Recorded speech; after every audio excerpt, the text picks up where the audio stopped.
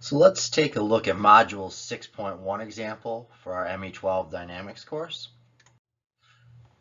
So let's take a look at this golf ball example problem here. In this example, they tell us we have a 40-gram golf ball. It's hit over a time interval of 3 milliseconds by a driver. The ball leaves with a velocity given to us as 35 meters per second at an angle of 40 degrees. They tell us to neglect the ball's weight while it is struck. With that information, they then ask us to find the average impulsive force exerted on the ball and the moment of the ball 1 second after it leaves the club's face. So for our plan of attack here, what we're going to want to do is take the information from our problem statement and our initial given diagram here, and we're going to draw the momentum and impulse diagrams of the ball as it is struck. So we can go back up here, we can see, okay, there's our ball right there.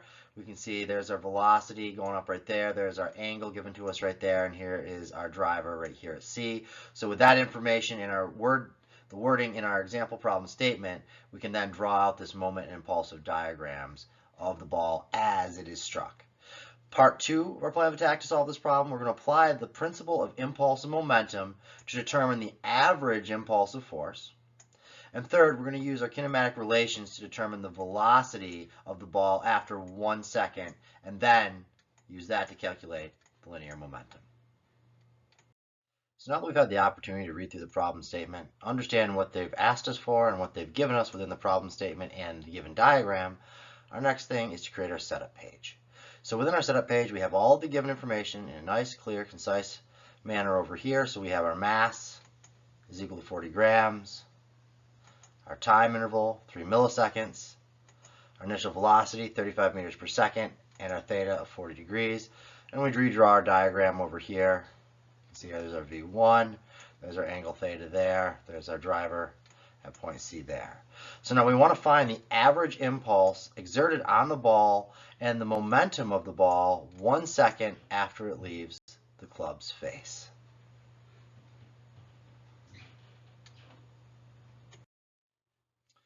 So as we start our solution, first thing we want to do is take a look at our impulse and momentum diagrams. So because the initial velocity is 0, the impulse from the driver must be in line with the final velocity. So we can see the impulse right here from the driver, and that's in line here now with our final velocity. So because we have this initial velocity equal to 0 here, mv naught equals 0 here, and we neglect the weight at the input, so we have this right here is equal to 0 as well, and we have our normal force down here.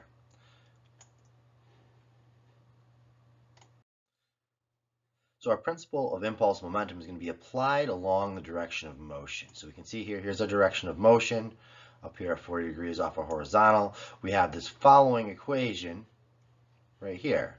M v naught plus the summation from t naught to t of the integral from t naught to t1 of f dt is equal to m v1. So the average impulse force can be treated as a constant value over the duration of impact using v naught is equal to 0. So 0 plus the integral from 0 to 0.003 of the f average dt is equal to mv1. So we start doing out the math here. F average evaluated here from 0.003 minus 0 is equal to mv1. So then we can rearrange and solve this for our F average. When we do that and plug in our values here, we know our value for M, we know our value for V1 over here. We can then solve and back out our F average. So our F average is equal to 467 newtons acting in this direction of motion here. So now after impact, the ball acts as a projectile undergoing free flight motion. So we can use the constant acceleration equation for projectile motion. So now we're treating this as a projectile motion problem. We have our relationship shown here. The V is equal to V naught plus ACT. Now what we want to do is we note this is acting in the direction of motion when it becomes a projectile motion problem here. So it's going to be going at that angle of 40 degrees, so it's going to have an x and a y component. So what we want to do is we want to break this problem down in terms of its x and y components. So if we take a look at just our x direction here first, we find that we have v2x is equal to v1x. So v1x is not going to have any acceleration in the x direction there due to gravity.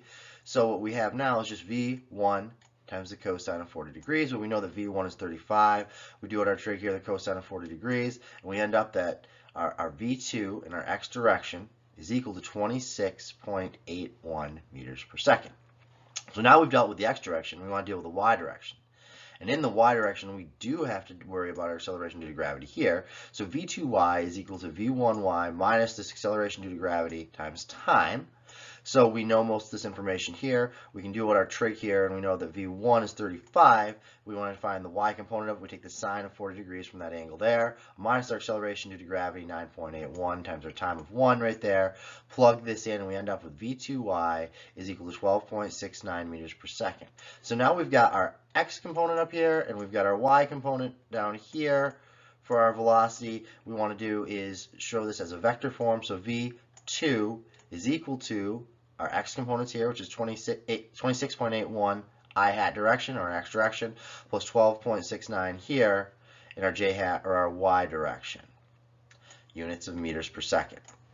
Now you can see over here, off to the right, I've broken down my trig here for how we get the x and the y components. So here's our angle here of 40 degrees. Here's our x. Here's our y. Here is our velocity right there, or v1 right there.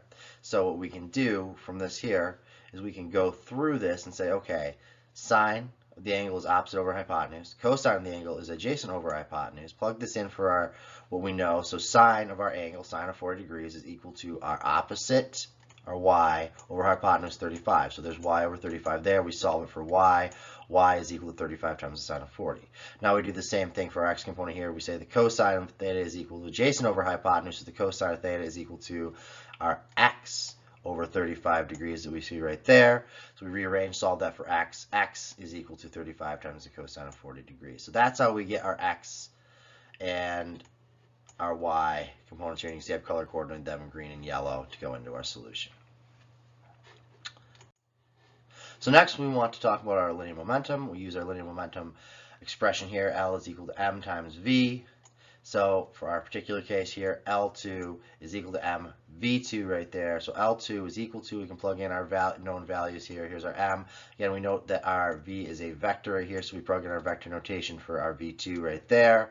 In units of kilogram meters per second, do out the math, we end up with L2 is equal to 1.07 I direction plus our 0.58 j direction. There's our x and our y, or I hat and j hat, same units, kilograms times meters per second. Now that's in vector form there. We can also express it in terms of magnitude and direction right there. So we could back out that angle there if it asks us to solve for magnitude and direction. And where we get that angle is by doing a little bit of trig that we see right here in order to get that 25.39 degrees. So there's our angles. There's our x component, there's our y component. We can do the tangent is opposite over adjacent, so the tangent of theta is equal to 0.508 divided by 1.07, so the tangent of theta is equal to 0.47476. Tangent equals the inverse of that, and we end up with, when we take the inverse tangent of that, is that our theta is equal to 25.39 degrees, which is what we plugged in up here of a 25.4 when we rounded up for our angle there for our magnitude and direction for our L2.